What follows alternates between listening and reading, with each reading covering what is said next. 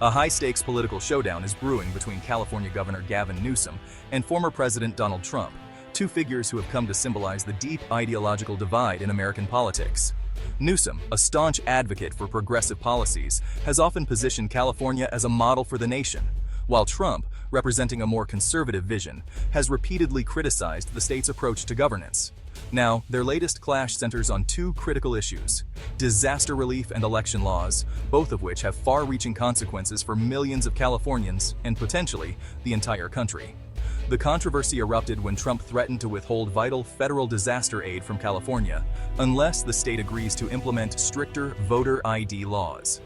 This move has not only escalated tensions between state and federal leaders, but has also ignited a fierce national debate about the balance of power and the future of American democracy. Trump's ultimatum has been described by critics as an unprecedented use of federal resources as political leverage, raising questions about the appropriate role of the federal government in state affairs. Supporters argue that stronger voter ID laws are necessary to protect election integrity, while opponents see the demand as a form of political blackmail that could endanger lives. This isn't just a policy dispute. It's a flashpoint in America's ongoing battle over voting rights, federal authority, and the very nature of democracy itself. Across the country, activists and lawmakers are weighing in, with some warning that the precedent set here could shape future federal-state relations. Governor Newsom has forcefully condemned Trump's demands, calling them an attack on California's autonomy and a threat to the state's ability to respond to natural disasters. He has vowed to defend California's progressive policies and protect the integrity of its elections, insisting that disaster relief should never be used as a bargaining chip. The stakes are especially high as California faces some of the most devastating wildfires and droughts in its history. For millions of residents, the threat to withhold federal aid is not just a political maneuver, it's a matter of survival, with real consequences for families, communities, and the environment. As the debate rages on, the outcome of this conflict could set a powerful precedent for how federal resources are used, and potentially abused, as political leverage in the future. It's a test of leadership, values, and the principles that guide the nation.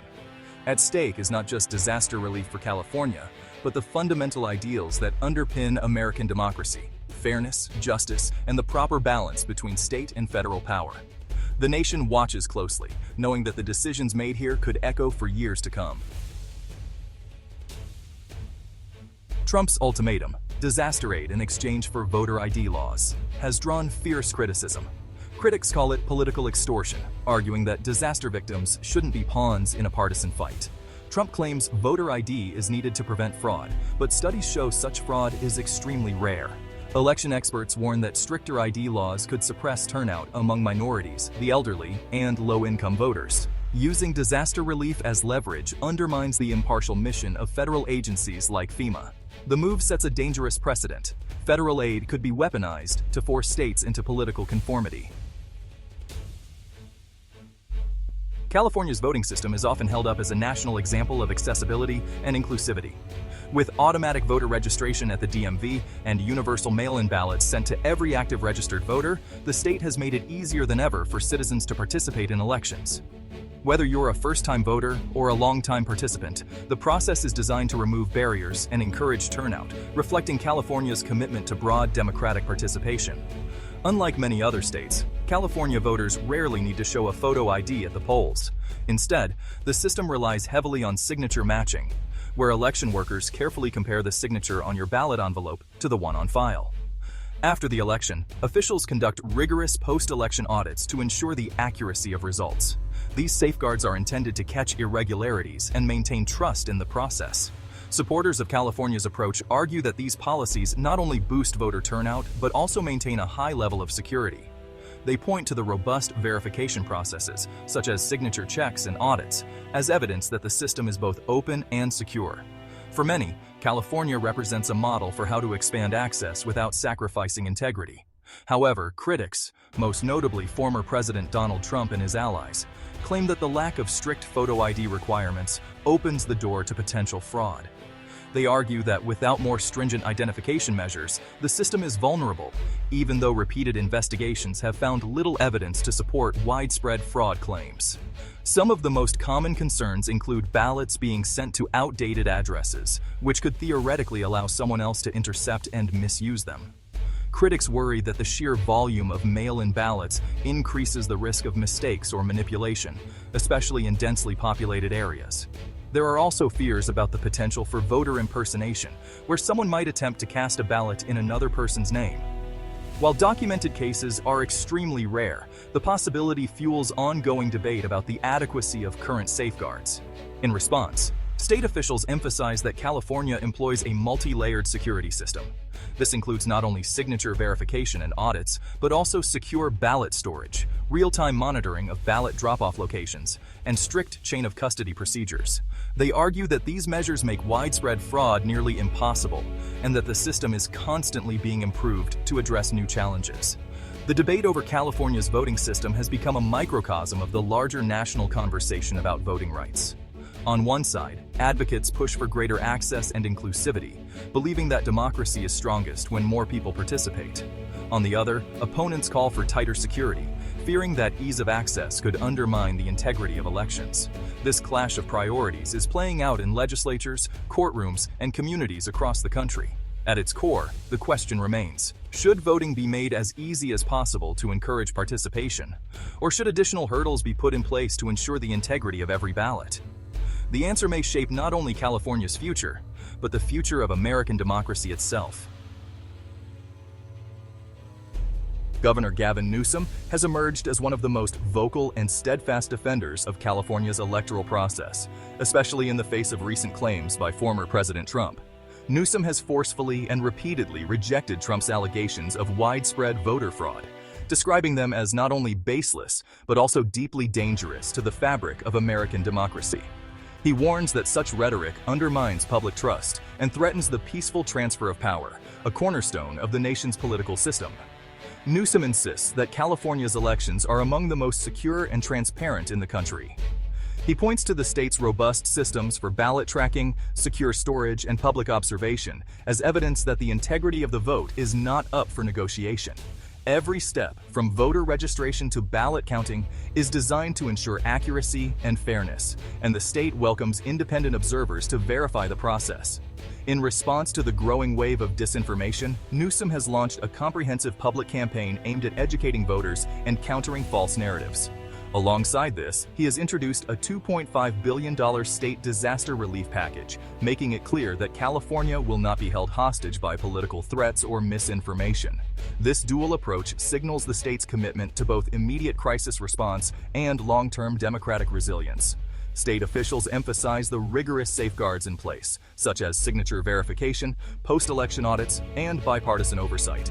These measures are highlighted as concrete proof that California's elections are fair, accurate, and secure, providing a model for other states to follow. By taking such a strong stance, Newsom has positioned himself as a national leader in the fight to protect voting rights and resist pressure tactics from those seeking to undermine the electoral process. His actions are being closely watched by Democrats and voting rights advocates across the country, who see California's approach as a blueprint for defending democracy in turbulent times.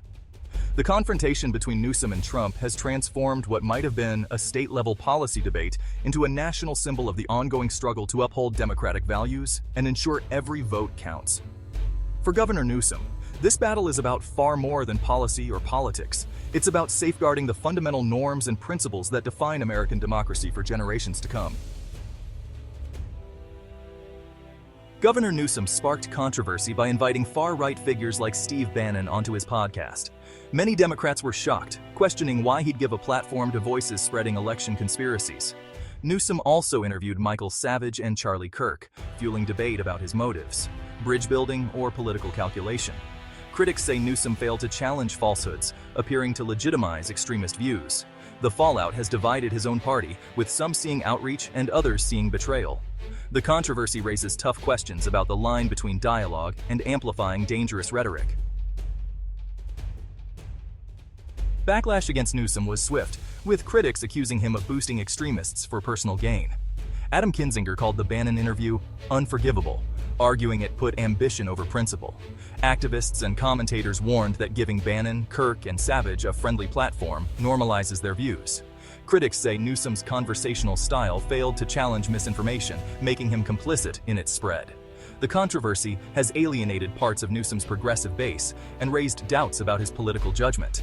Supporters of deplatforming argue that not all views deserve mainstream attention. The debate over Newsom's podcast has become a defining moment in his leadership.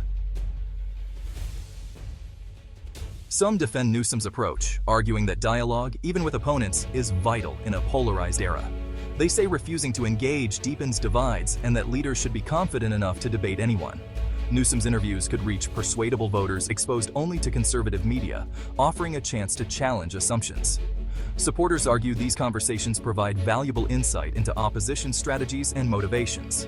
Occasionally, such dialogues reveal unexpected common ground, humanizing the opposition. For some, building bridges, even risky ones, is necessary for democracy to move forward. The question, can open dialogue change minds, or does it simply amplify harmful ideas? Critics warn that engaging with conspiracy theorists like Bannon risks legitimizing their toxic rhetoric.